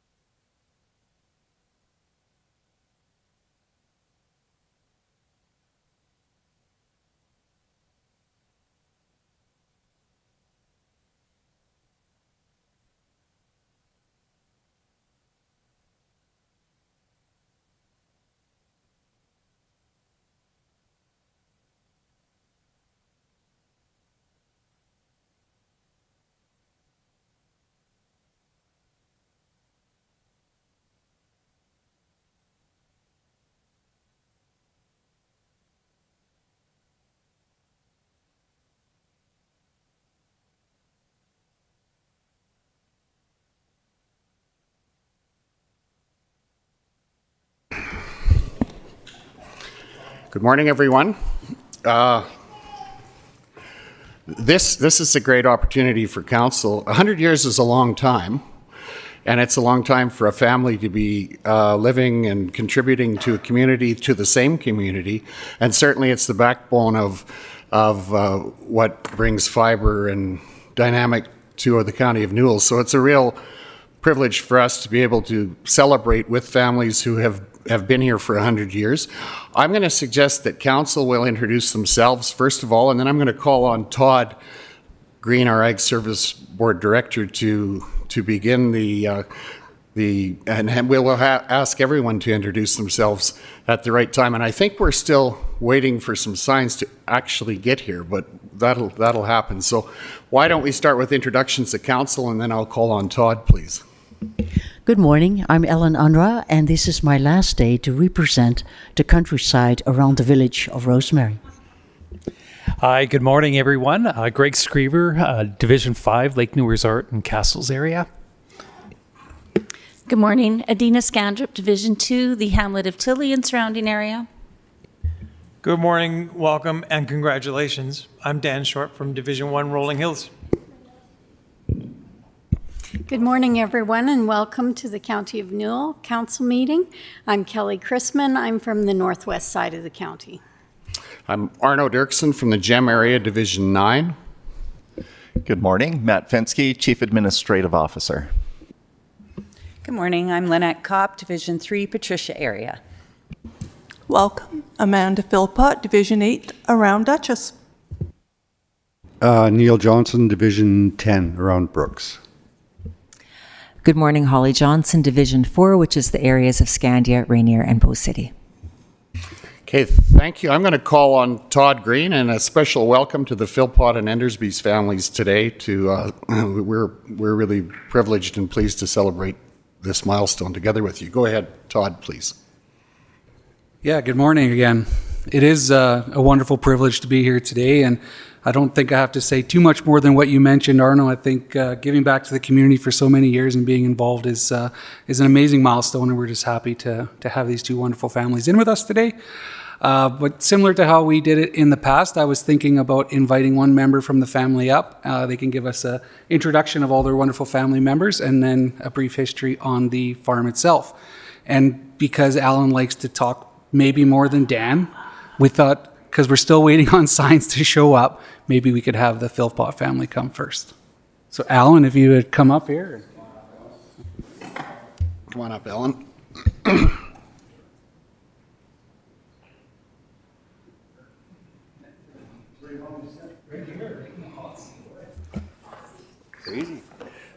I know I watch these council meetings on the internet that way, and I know you got to talk right into the mic to be able to hear, so, okay? Right, Mom? Well, I think this is a pretty darn honor to be privileged with this award, our family and Endersby's family as well there too. The Philpotts, I guess, have been in the honey business for quite a while, since 1919, and it was our forefathers, my great-grandfather and his brother, they migrated over here, and they're one of the first ones, I suppose, in the county here to really run the bees as a commercial side of things there. So our father, Dale, and his wife, Gladys, that way there.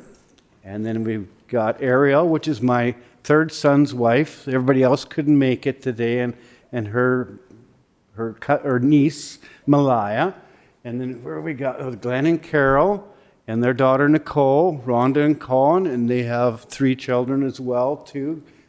Jeremy from Glenn and Carol couldn't make it today. And am I missing anybody here? No, I think we're all good that way. And you said I talk a lot. Well, okay. I really don't have much more to say. That it's a real honor for the county to recognize the 100-year-old farms. It's getting to be a tough thing to reach that anymore with the way things are here. And I just like to take it in stride that it's a way of life, a living. Not all of it's been good, but most of it has.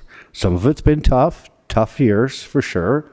And you know what? Trial and error. Succeed and stay a family unit. And that's a challenge in itself. I know that for facts.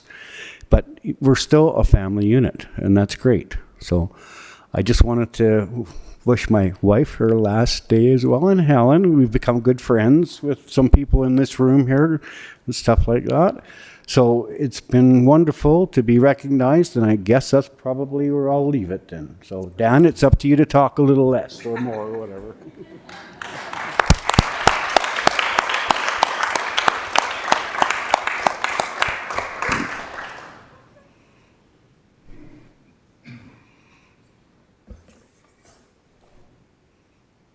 Afternoon. Thank you for the invite. Endersby Farm, Grandpa came out here in 1918 on the Red Deer River, and then after the kids got old enough, he moved into the Dutchess area in 1925. Same place, we still farm. He was a rancher farmer, mostly into horses. At that time, he was running thoroughbreds, and he went down and made a deal in Seagram Stables, brought back 5 horses, and Teacup ended up being a phenom around in this area.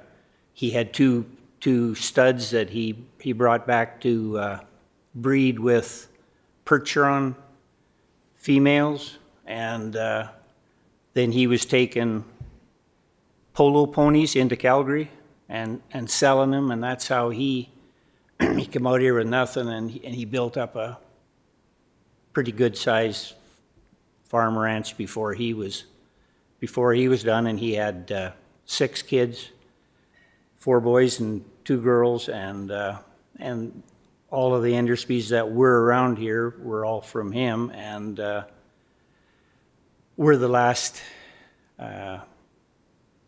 Uncle Jack, his boy, is just selling the land now that they had. We bought another piece of that, and then we'll be the only one left farming in the area. Anyhow, I had 3 kids, and 2 of my daughters are here, Sandy and Donna. And Donna had 5 kids, 4 boys and a daughter. And Sandy had 6 kids, 4 girls and 2 boys. Anyhow, her kids, 3 of them are going to college, so they weren't able to come here today.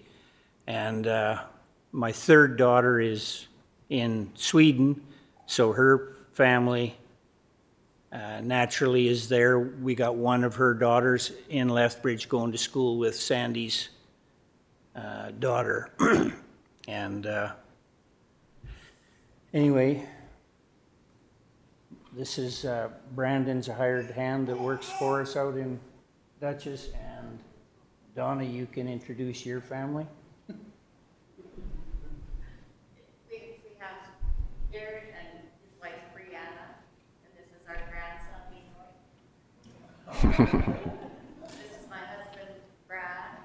Donna, of course, this is my son Kyle, my daughter Taylor, and my other son Brent.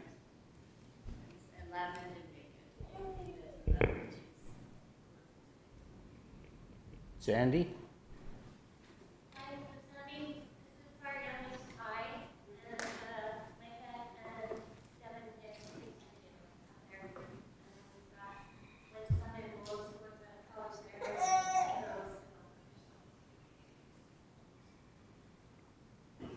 So that's our family.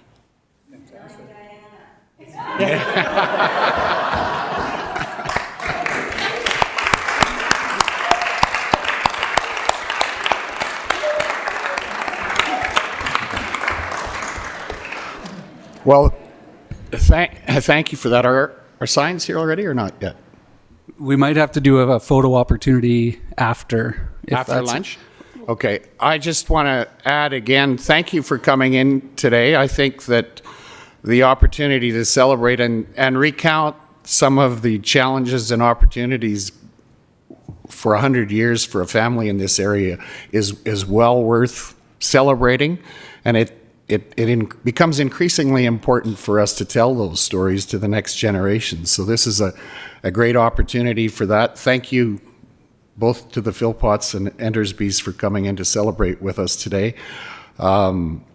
Particularly in this area, I think some of the stories of pioneers who came to this area because of the promise of water that came with a lot of hard work has resulted in a lot of people eventually moving out of the area, and quite a few of those many, many years ago, but the people who stayed were tough and found a way to make things work, and so it's worth celebrating that. So thank you again. Thanks, Todd, for organizing this. Now, we've got some signs that aren't here yet, so I'm going to suggest that we break for lunch. You're joining us for lunch, and then we'll have a photo op after lunch if you're able to stay, and we'd invite all of the family members that are here to join in that photo op. We'd appreciate that. So thank you. Again, thank you all.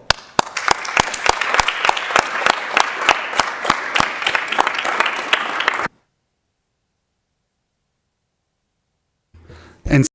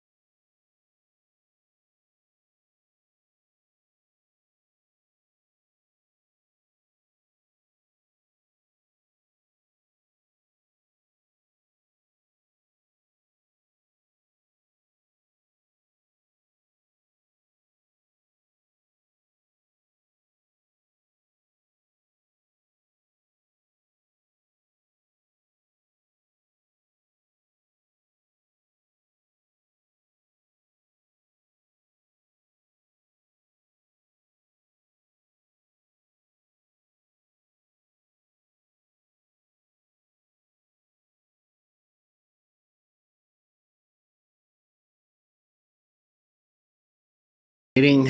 Good afternoon, everyone. We'll move to item 9.2, Brooks Elks. Welcome here. Stuart, why don't you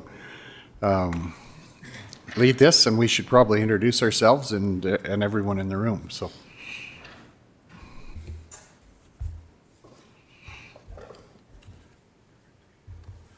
All right, thank you, Reeve and Council. And yeah, first we can start with introductions for sure. Ellen, why don't you go ahead? Good afternoon, Ellen Unra, and I represent the countryside around the village of Rosemary. How's it going? Greg Screever, Division 5, and it's not changing.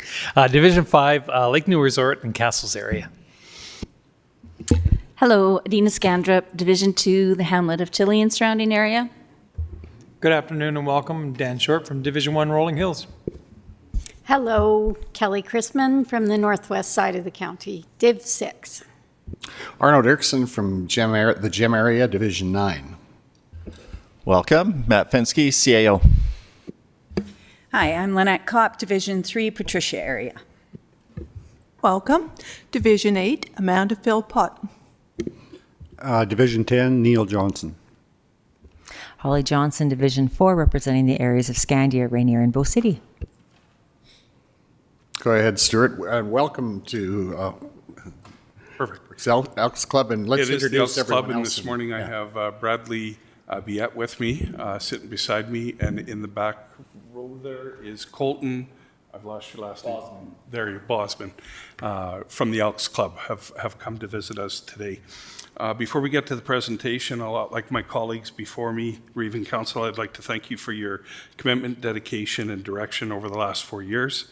Many things have been brought forward from our fire services, some easy, some a little bit challenging, but we've worked through them all, and I thank you for that. For those that are leaving, thank you for your service, and those that are remaining, I look forward to seeing you in your next term. So to get to our presentation today, a little background. In the spring, the city and the county fire services was approached with assisting with the PBR rodeo that happened on May the 9th at the Centennial Regional Arena. As many of you know, that day, mere hours before the event, the Brooks Fire Department faced a significant fire emergency that required the mutual aid of 6 of our rural fire departments. Despite this significant depletion in our resources due to this fire event, the city and county remained dedicated to our obligation, ensuring we provided as many firefighters as possible for this to serve at the rodeo. The involvement of 8 rural Brooks firefighters the involvement of 8 rural and Brooks firefighters at this event exemplifies our commitment to service even in challenging times. So at this time, I'd like to turn the floor over to Brad, and he was going to say a few words for us. Thank you for having me today. I just want to say, with this event and the day that how it unfolded is definitely something that's not something you can plan for, and I hope it never happens again. But it did throw us for a curveball. Just to say that the way that these fire services reacted and still was able to supply us with some sort of manpower that day is truly thankful, and we did get through it, and we're approaching next year hopefully with a more workforce for us, as to say. So the Brooks Elks realize the need for fire services throughout the county and in the city of Brooks, and we are staying designated to helping them even though the circumstances of that day happened. So we did not want to walk away from our commitment on our side, and we definitely wanted to thank them for their service. So with that, I'd just like to take a second to thank Brad and Colton on behalf of Brooks and the County Fire Services. Thank you to you and your organization for your generous donation. This contribution signifies the unwavering support to our fire services and your commitment to the county's well-being. Thank you once again for standing by us. And just a note, Reeve and Council, as per our recognition policy, the Elks Club will receive a plaque at a later date for them to display for this contribution. Thank you, Stuart, for that. And we're going to have a presentation.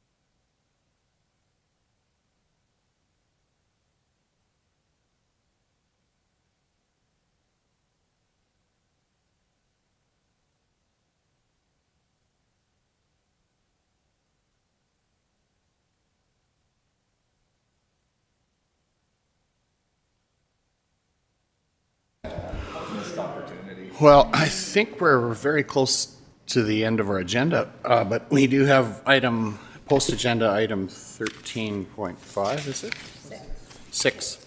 Just information on after the last council meeting in the evening, there was a banquet at the JBS Centre hosted by JBS Canada, which was in conjunction with the board meeting of Food Processing Skills Canada. They had their board there from all across Canada. The president is from Moncton, I believe, and Jonathan Nagasi is on that board, so he invited them to come to Brooks, and they were in Brooks for a few days. They just had a banquet there to talk about the importance of skills, and I just was there to bring greetings on behalf of the county, as was John Petrie for the city. It was a good event. I just wanted to highlight the good work that JBS is doing and the recognition of the board of directors of that organization that recognized the dynamic that was happening in Brooks. That was very, very evident, and they commented on that. So, and this area, so compliments to everyone, and that's just for information. And Sandra mentioned to me, asking about some information about the CCIS board meeting that happened in Brooks maybe a month ago on a Saturday morning, the 20th of September it was. CCIS is Calgary Catholic Immigration Services, who is the organizing body, or basically the sponsors of the Brooks and County Immigration Services.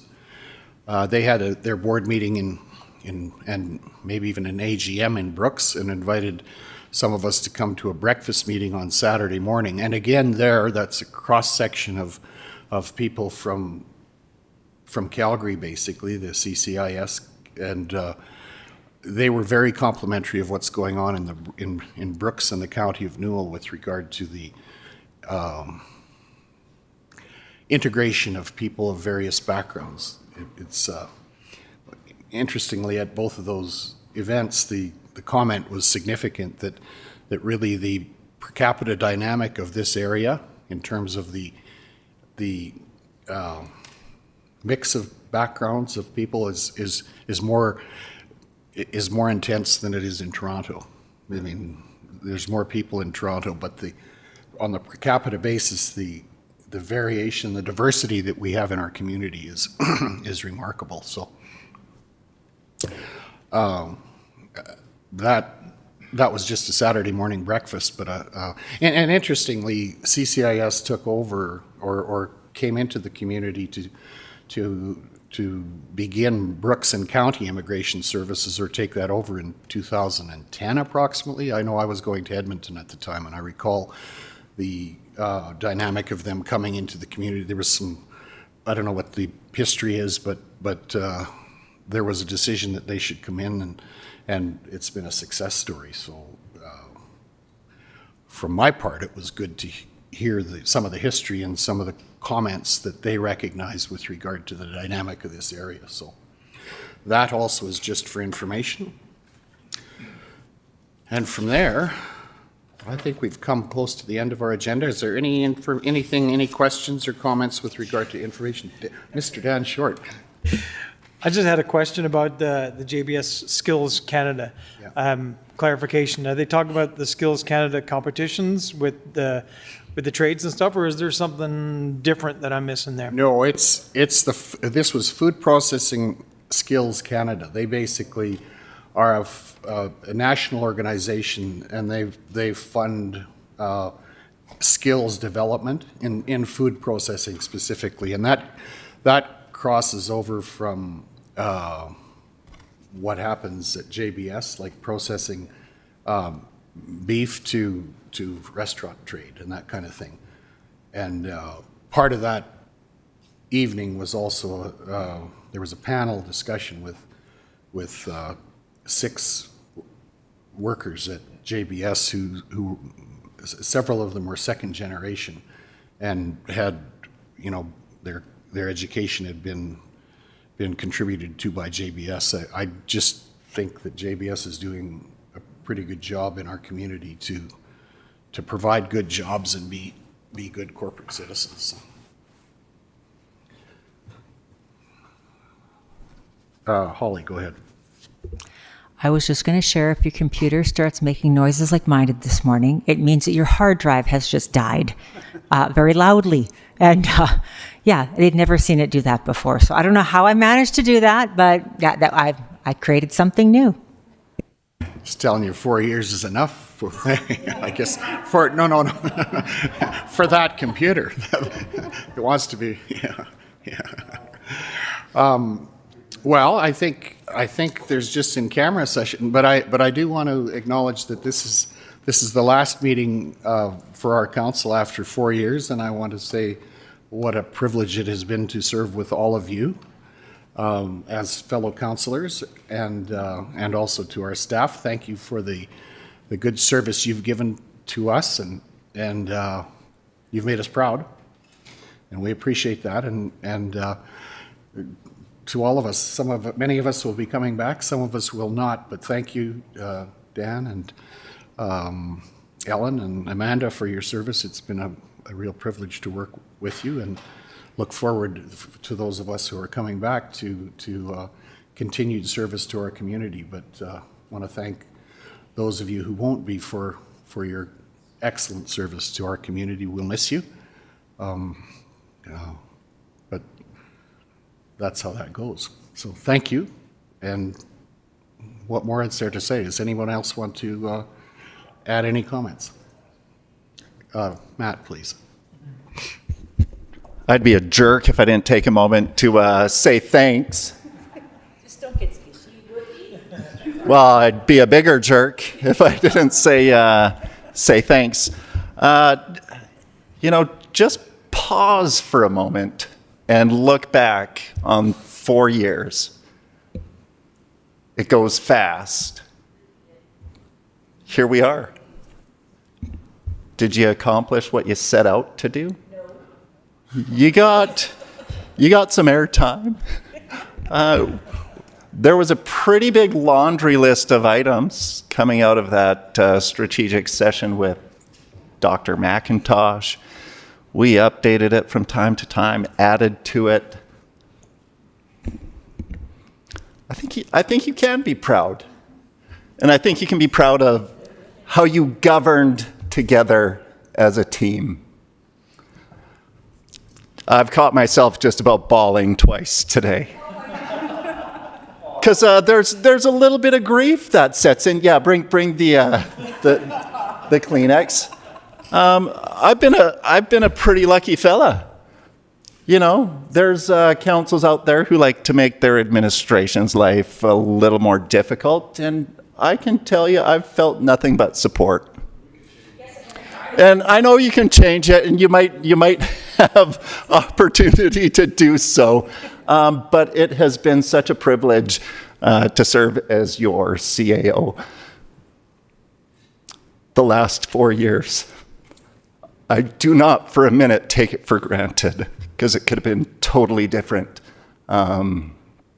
We've got good folks in the county of Newell. Excellent families.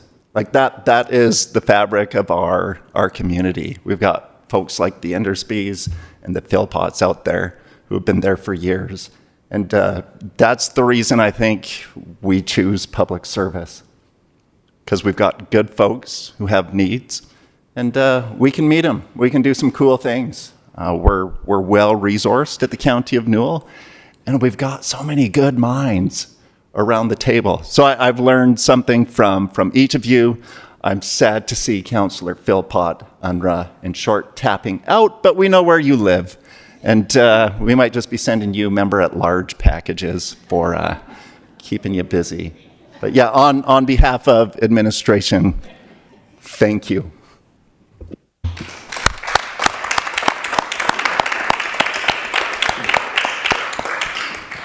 Thanks, Matt. I'm going to say one other thing, and this is a story. I was on vacation for about 10 days prior to this, and we drove to Victoria, and on the way back, driving through the mountains, west of the Rogers Pass and east of Revelstoke, they are moving mountains.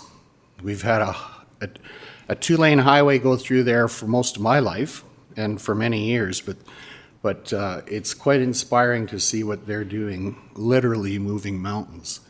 A project that a lot of people probably say, oh, you can't do that.